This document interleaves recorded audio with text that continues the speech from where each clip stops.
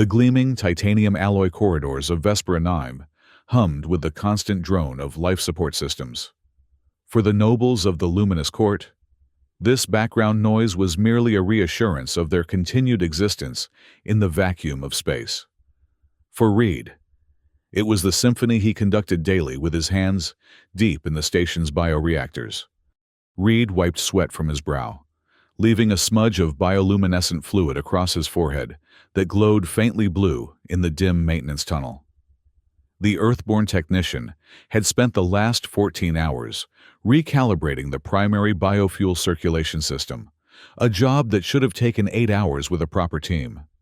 But proper teams weren't assigned to slaves, and Reed had learned long ago that complaining only brought the Vicari guards with their gravity batons. Final coupling secure, he muttered to himself, tightening the connection with his worn multi-tool. The blue fluid surged through the transparent conduit, pulsing like an artificial artery feeding the station's hungry heart. Reed allowed himself a small smile of satisfaction. Despite everything, he took pride in his work. The station functioned because of people like him, even if the court would never acknowledge it. The neural link in his temple blinked amber, a notification from oversight. Reed's smile vanished instantly. All slaves wore these invasive implants, their thoughts and movements constantly monitored by Queen Amara Thorne's surveillance network. Any deviation from assigned duties, any unauthorized conversation, any hint of rebellion was immediately flagged. The Queen's paranoia was legendary, especially after the Proxima uprising 10 years ago. That rebellion had been crushed utterly, but the specter of it still haunted the luminous court. Reed tapped the link once, acknowledging receipt of the message. His work shift had been extended by 3 hours due to critical station requirements. No explanation, no compensation. Just 3 more hours in the humid tunnels, with only the pulsing bioreactors for company. As he gathered his tools, Reed caught a glimpse of himself in the polished surface of a pressure valve. Gaunt face, hollow eyes, the dim blue luminescence of the reactor fluid, making his skin look corpse-like. 5 years aboard Vesper 9 had aged him 15. But beneath the exhaustion, something else lurked in his eyes, something he dared not name, even in the privacy of his own thoughts. The neural link flashed again, more urgently this time. Reed cursed under his breath. Someone was watching him linger. He quickly resumed work, but the seed of something dangerous had already taken root in his mind. High above the maintenance tunnels, in the gleaming alabaster and gold chambers of the observation deck, Queen Amara. I watched the endless stars through a panoramic viewing portal. Her slender fingers traced patterns on the transparent surface, as if she could touch the celestial bodies beyond. The luminous court had ruled this sector for 3 centuries, expanding their domain across 17 star systems. Vespera 9 was merely one outpost, but a crucial one. The biofuel produced here powered the Queen's war fleet. "Your Radiance," a voice spoke softly from behind her. Queen Amara didn't turn. "What is it, Sarah?" Sarah, a discipline officer responsible for maintaining order among the Earthborn slaves, bowed deeply despite the Queen's back being turned. Protocol was everything in the court. "We've detected an irregularity in Maintenance Sector 7. A technician has modified the standard bioreactor connection protocol." Now, the Queen turned, her golden eyes narrowing. In the artificial gravity of the station, her elaborate gown and hair remained perfectly in place, engineered to enhance her regal bearing. "Modified how?" "He's implemented an efficiency improvement. Unauthorized." Sarah kept her eyes downcast. "Flow has increased by 17% in that sector." A slight smile played at the corner of the Queen's lips. "Interesting. An improvement, you say, not sabotage?" "Yes, your Radiance. But it circumvents 3 security checkpoints in the process." "Identity?" "Reed. Earthborn. Service number EC-117. 5 years aboard Vespera 9. Previously assigned to mining operations on Europa." The Queen turned back to the stars, silent for a long moment. A clever slave is a dangerous slave, Sarah. This Reed must be reminded of his place. The judgment floor. Tomorrow. Make it public. Sarah bowed again. As you command, Your Radiance. As she backed away from the royal presence, Sarah fought to keep her expression neutral. Another public punishment. Another example made. The thought turned her stomach, though she'd never admit it. Not with her own neural monitoring devices constantly scanning for signs of disloyalty. 5 generations removed from Earth herself, Sarah was Vicari nobility by birth, though of minor rank. Her position as discipline officer was a stepping stone, a way to prove her loyalty to the Queen. But lately, doubts had begun to creep in like a slow poison. Reed was awakened by the harsh buzzing of his cell's alarm. The tiny compartment, barely 2 meters by 3, was standard slave quarters on Vespera 9. He had exactly 15 minutes to prepare for his shift. As he splashed recycled water on his face from the small sink, his neural link flashed red. Not amber. Red. A priority summons. His heart skipped a beat as the message scrolled across his field of vision. Report to Judgment Floor. 900 hours. Mandatory. Reed leaned against the cold metal wall, suddenly lightheaded. The Judgment Floor. The public arena where slaves were disciplined for infractions. He'd witnessed punishments there. Beatings, neural shocks, even executions for the worst offenses. What had he done to warrant this? The bioreactor modifications. It had to be. He'd improved the efficiency. Yes. But he'd also bypassed security protocols to do it. The endless redundancies in the system were what made the work take so long in the first place. Reed had found a way around them, a way to make the system work better, faster. And now he would pay for his innovation. As he donned his gray technician's uniform, Reed's mind raced through possible defenses. None would matter. The judgment had already been made. The floor was merely for show, a spectacle to remind the other slaves of their place in the grand order of things. The corridors seemed longer than usual as Reed made his way to the judgment floor, flanked by 2 Vicari guards in their characteristic silver uniforms. Their gravity batons hung at their sides, ready to increase or decrease the localized gravitational field around a target, a particularly effective method of control in a space station. Neither guard spoke to Reed. Slaves were beneath conversation. The judgment floor was a circular chamber in the heart of the station, designed to accommodate hundreds of spectators on ascending rings of seats. Today, the seats were filled with Earthborn slaves, brought to witness Reed's punishment as a warning. The elevated platform at the center of the room was illuminated by harsh white light, making it impossible for the person standing there to see clearly into the dimmed audience areas. Reed was guided to the center of this platform and left standing alone. A holographic projection of Queen Amara appeared opposite him, 10 meters tall and glowing with an ethereal light. Even as a hologram, her presence was intimidating. Her perfect features set in an expression of regal disappointment. Reed, Earthborn, service number EC-117, the amplified voice echoed throughout the chamber. You stand accused of violating security protocols, tampering with critical station infrastructure, and exceeding your authorized technical parameters. Reed stared straight ahead, knowing that looking directly at the Queen's image would be interpreted as defiance. Another offense to add to his list. Do you deny these charges? The hologram asked. No. Your Radiance, Reed replied, his voice steady despite his pounding heart. Explain your actions. This was unexpected. Explanations were rarely requested. Reed hesitated only a moment before responding. The standard configuration was inefficient. The modifications I made increased flow by 17%, while reducing pressure on the coupling seals. The system is now operating more effectively than before. Murmurs rippled through the audience. Reed had just admitted his guilt, but also defended his actions with logic.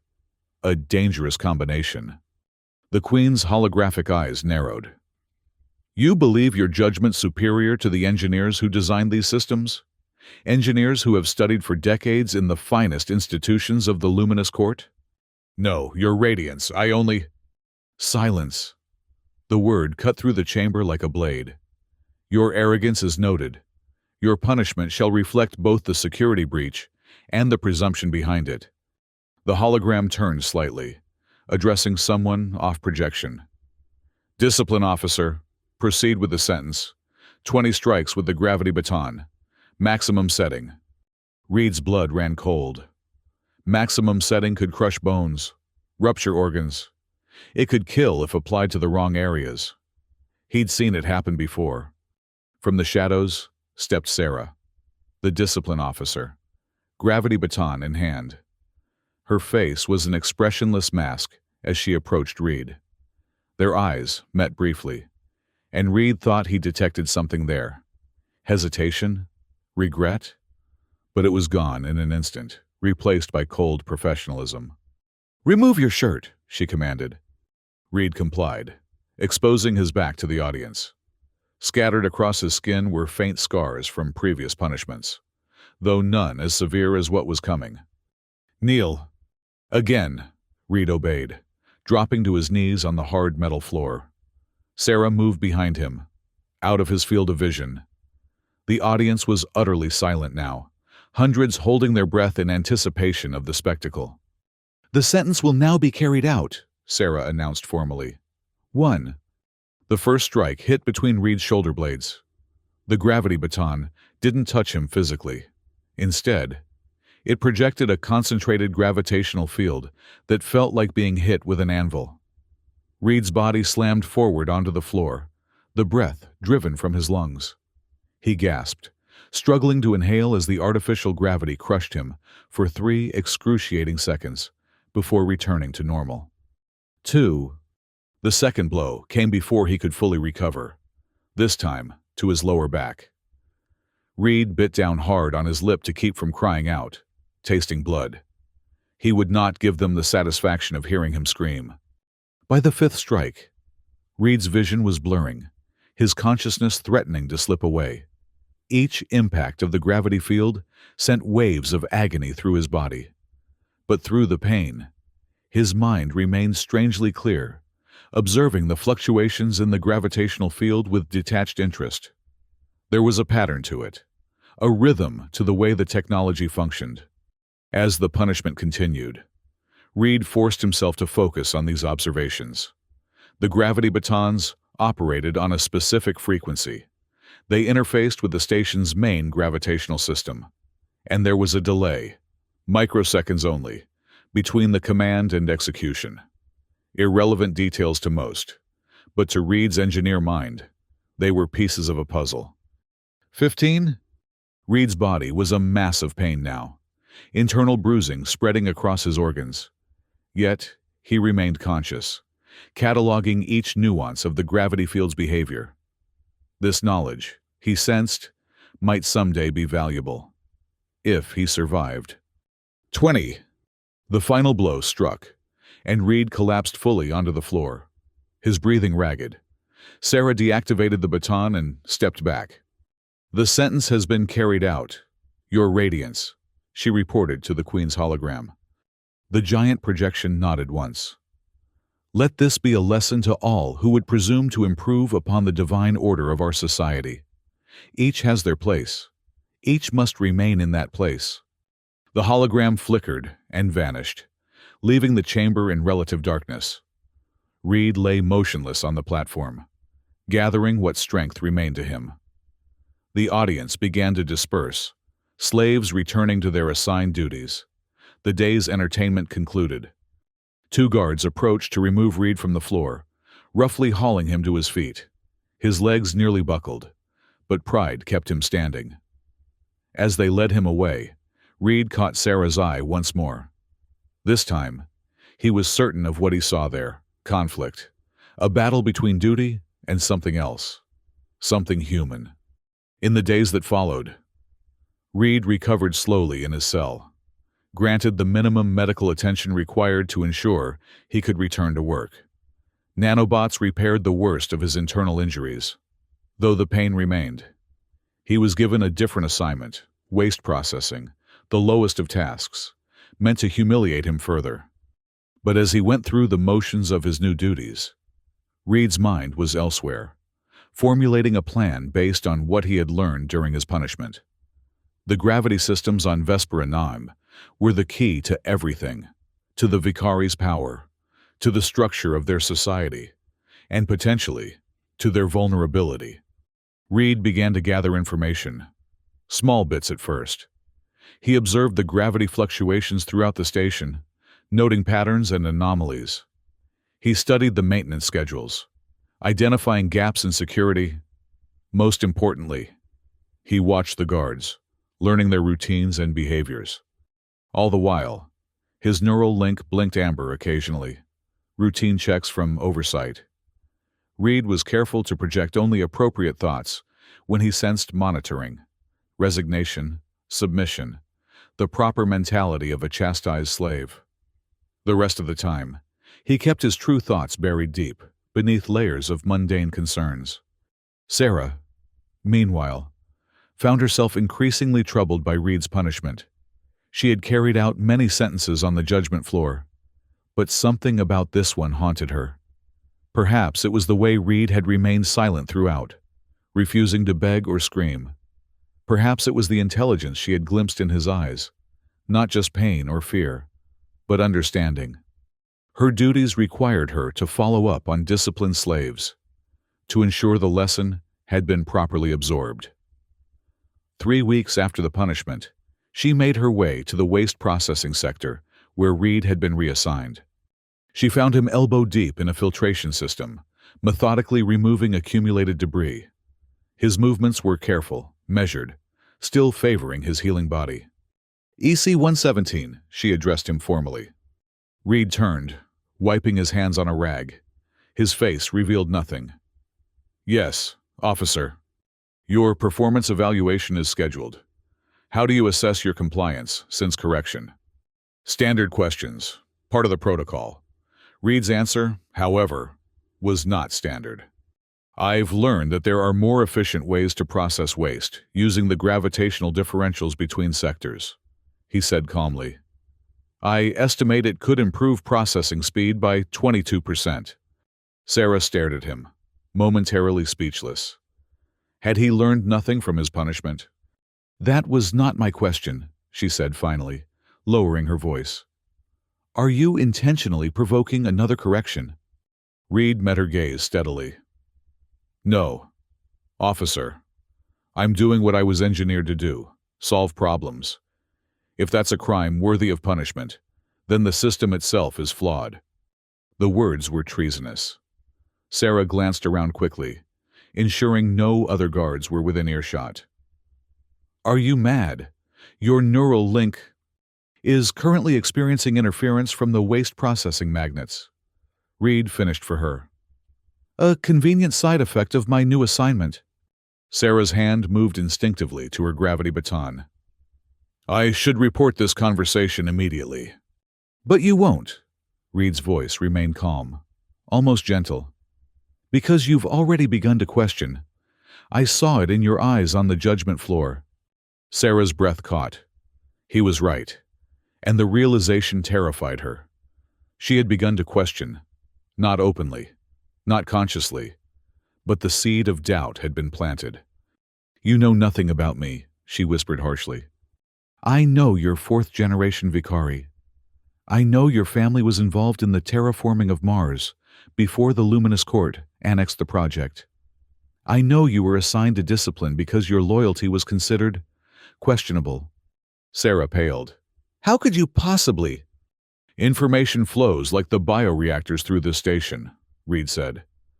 If you know where to look, what to listen for. The Vicari aren't as careful with their words around slaves as they think they are. For a long moment, Sarah said nothing, internal conflict evident in her expression. Finally, she straightened, resuming her official demeanor. Your compliance is noted. EC-117. Continue your assigned duties. Her voice was loud enough to be heard by anyone nearby, a performance for potential listeners. As she turned to leave, Reed spoke once more, so quietly she almost missed it. "When the moment comes, you'll have to choose a side." Sarah didn't acknowledge the words, but they followed her like a shadow as she made her way back through the station's gleaming corridors. In the weeks that followed, Reed was cited for minor infractions several more times. Nothing serious enough to warrant another session on the judgment floor, but enough to keep him under observation. Each punishment was carried out by different officers. Never Sarah.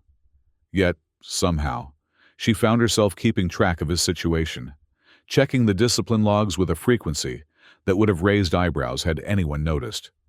Meanwhile, Reed continued his clandestine work. Each infraction, each punishment was calculated, giving him access to different areas of the station, different systems. He built his knowledge piece by piece, creating a mental map of Vespera Nama's vulnerabilities. 6 months after his public punishment, Reed was caught tampering with a secondary communication relay. The offense was serious enough to warrant another appearance on the judgment floor. This time, however, the Queen herself would be physically present, an unusual occurrence that set the entire station on edge. The day of the judgment arrived, and Reed was once again escorted to the circular chamber. The audience was larger this time, including not just slaves, but Vicari officials and nobles, curious to see the Queen in person. The atmosphere was tense with anticipation. Reed was positioned in the center of the platform, but this time he remained standing. His body had fully healed from the previous punishment, though the experience remained etched in his memory. He stood straight, eyes forward, waiting. When Queen Amara entered, the entire chamber rose in a gesture of respect. She moved with fluid grace to a throne-like chair positioned on a raised dais opposite Reed. Unlike her hologram, the real Queen was of average height, her power emanating not from physical stature, but from the absolute authority she wielded. Her golden eyes surveyed the chamber coldly before settling on Reed.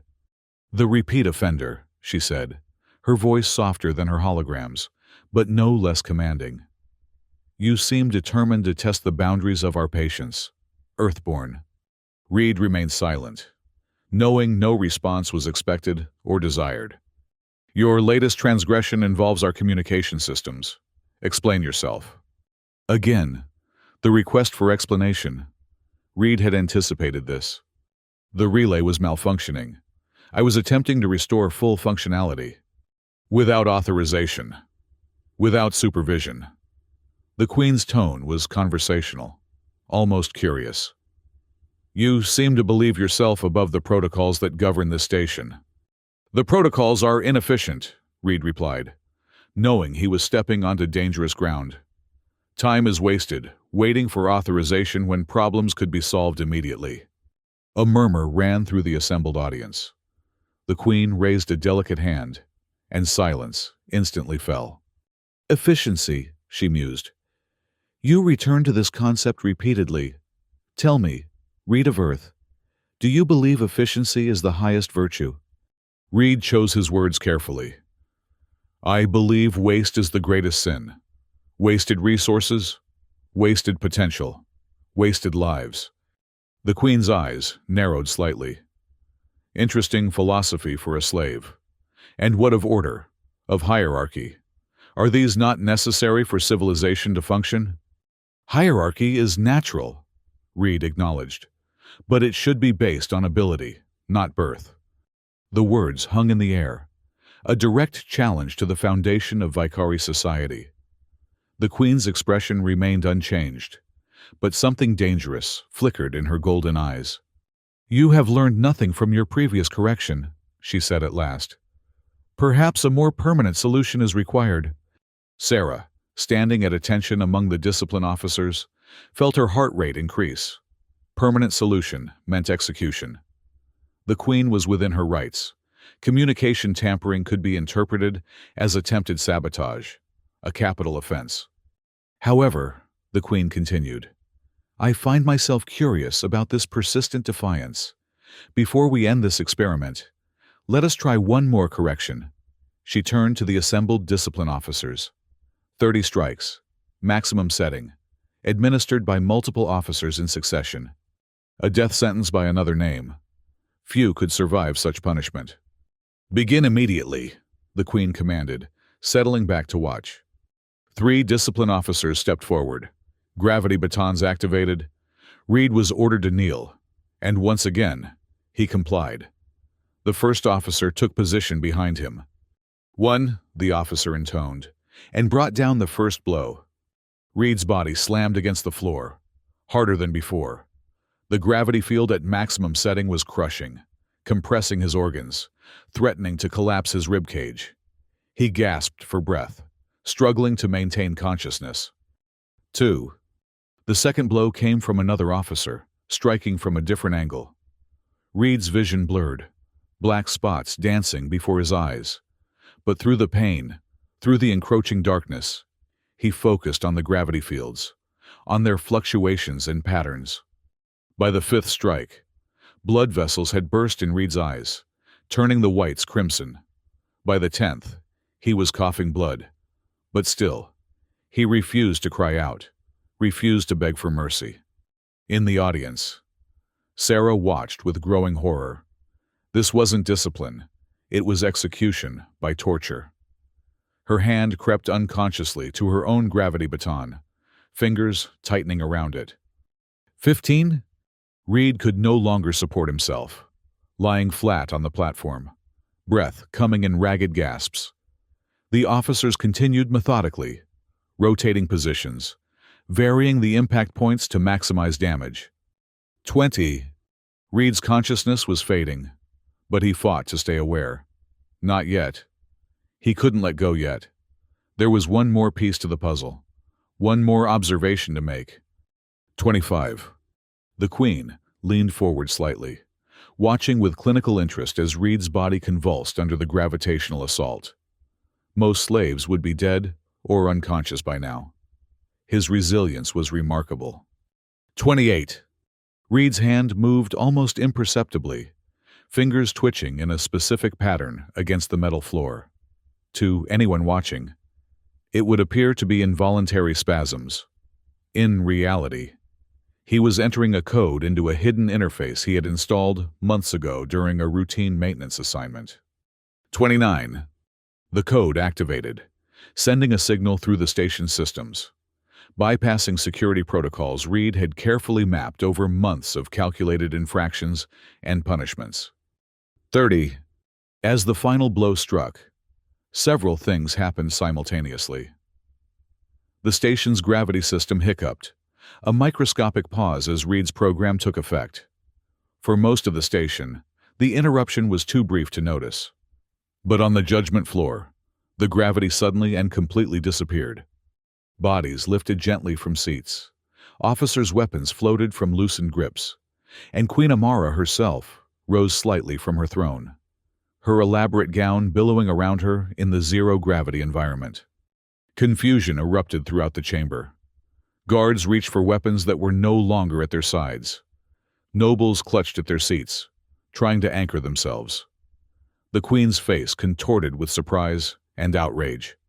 In this moment of chaos, Reed acted.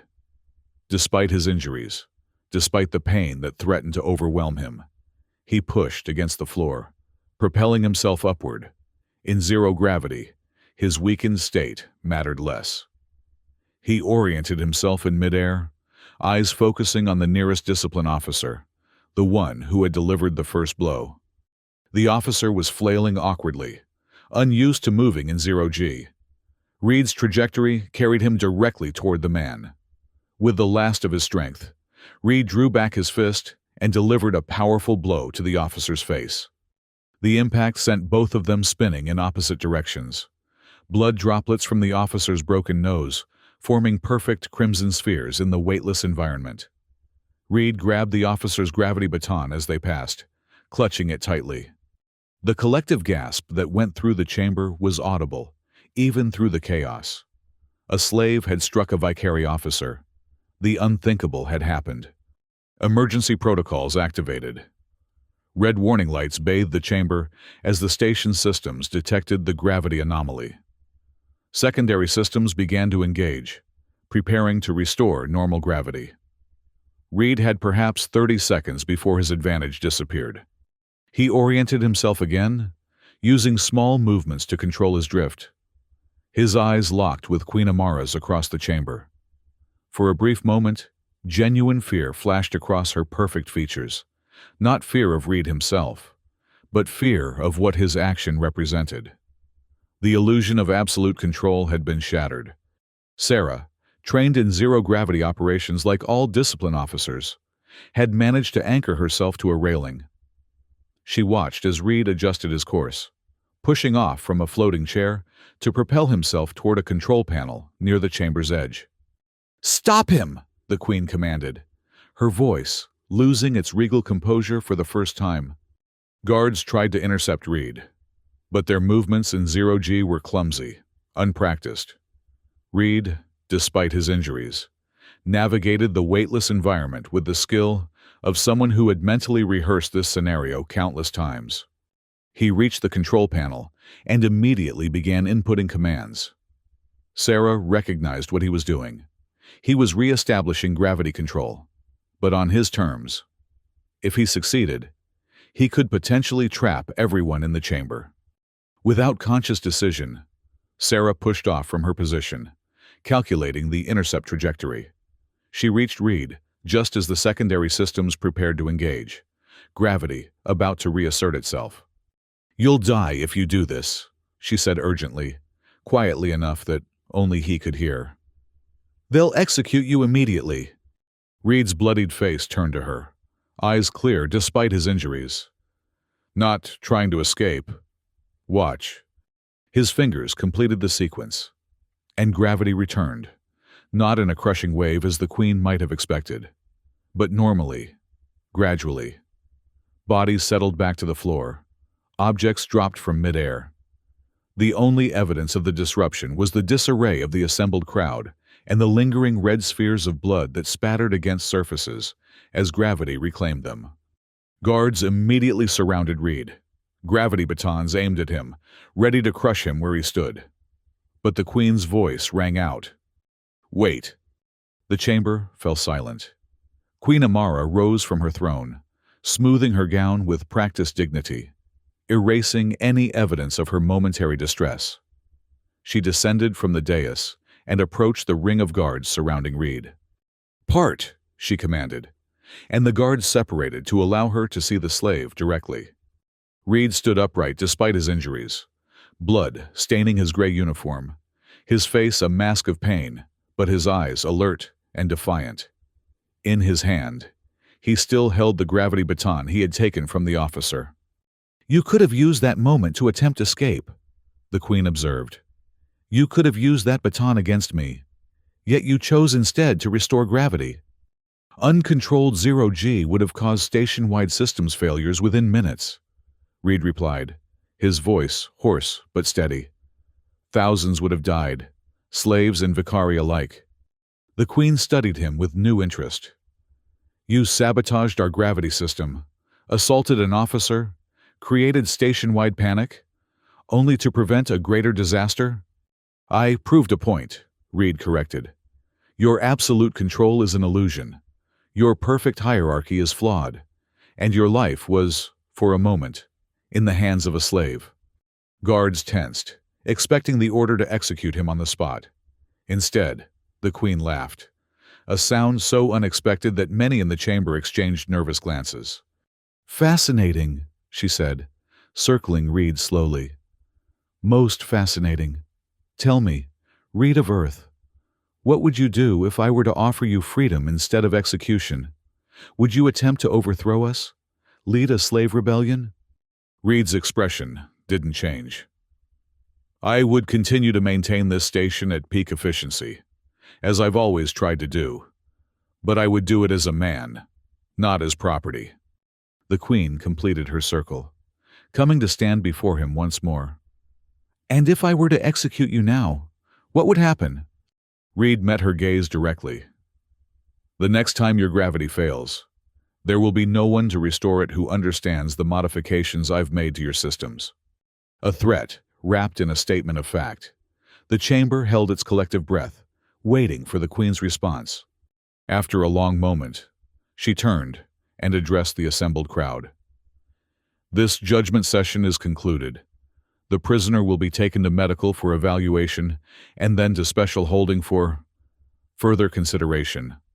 Murmurs of surprise rippled through the audience as guards moved to escort Reed away.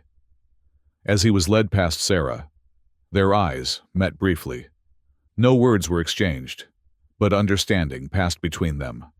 A boundary had been crossed. Things could never return to how they were before.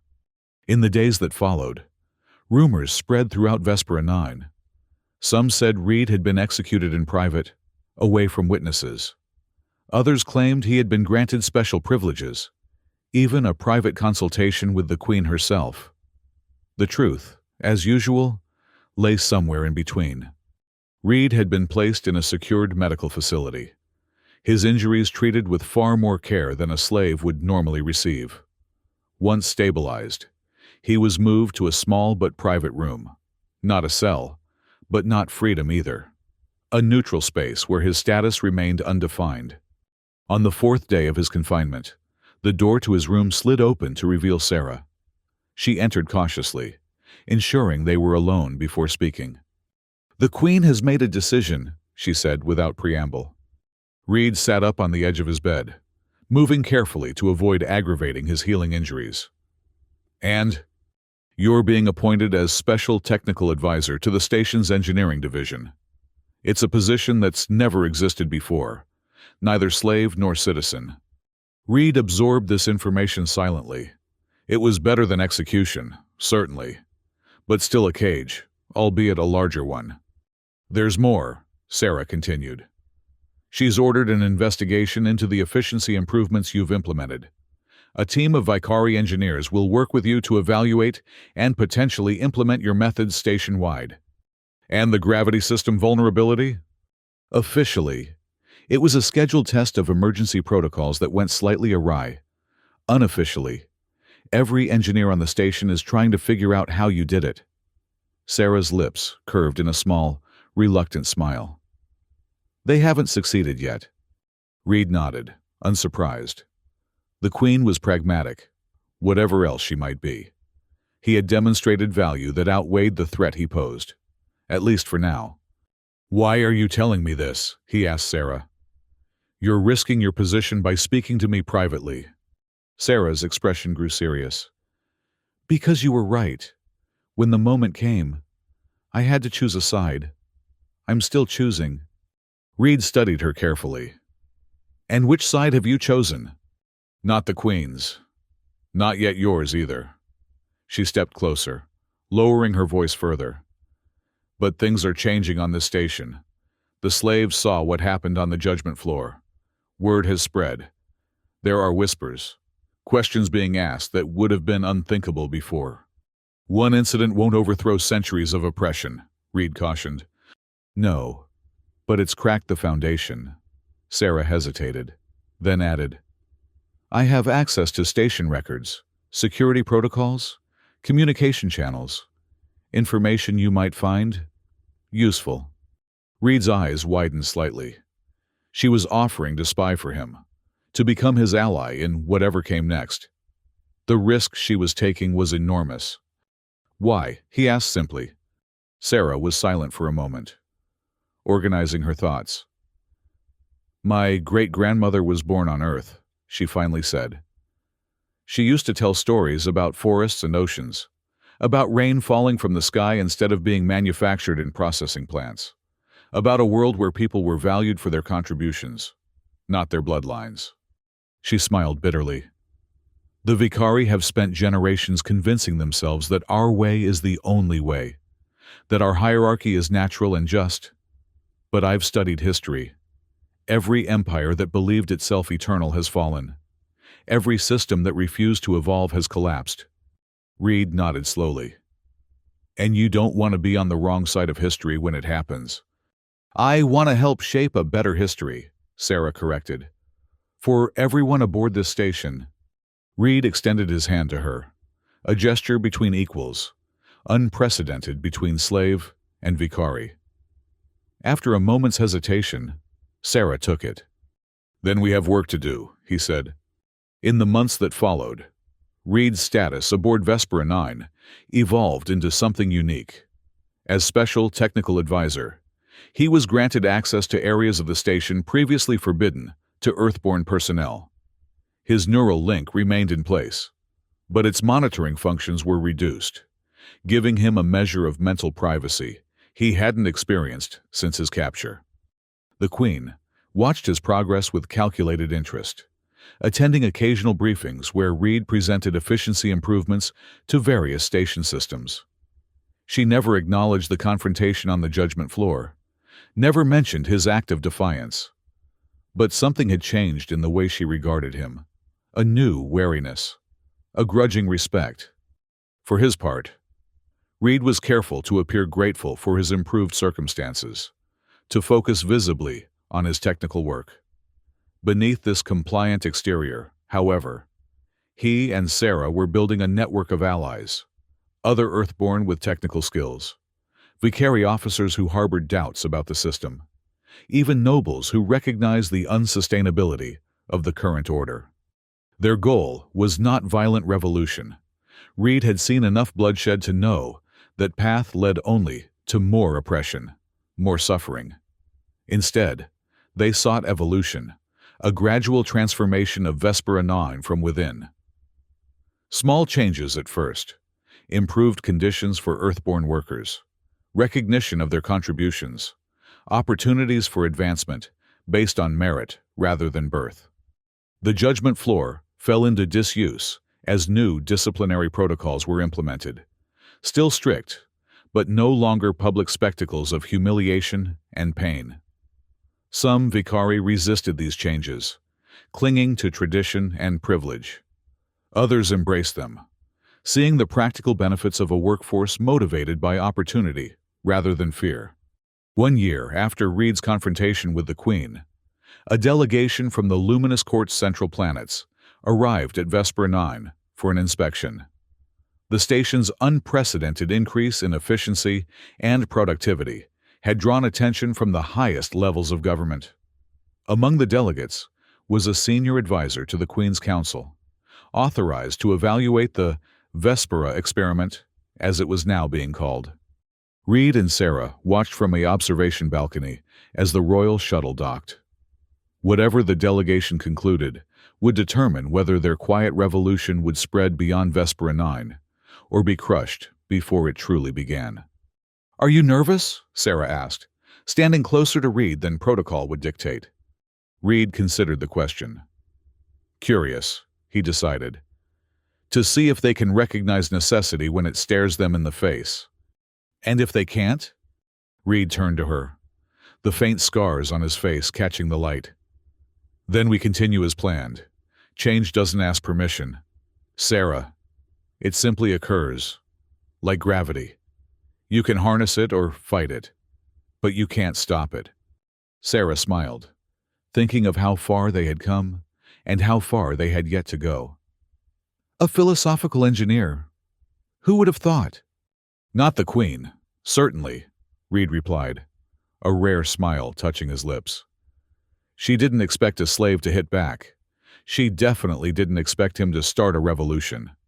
As they turned to meet the delegation, the stars outside Vesper Nam continued their eternal dance, indifferent to the struggles of the beings who lived in their light. But within the station's gleaming corridors, something profound had shifted. A balance of power disrupted, a hierarchy questioned, a future reimagined.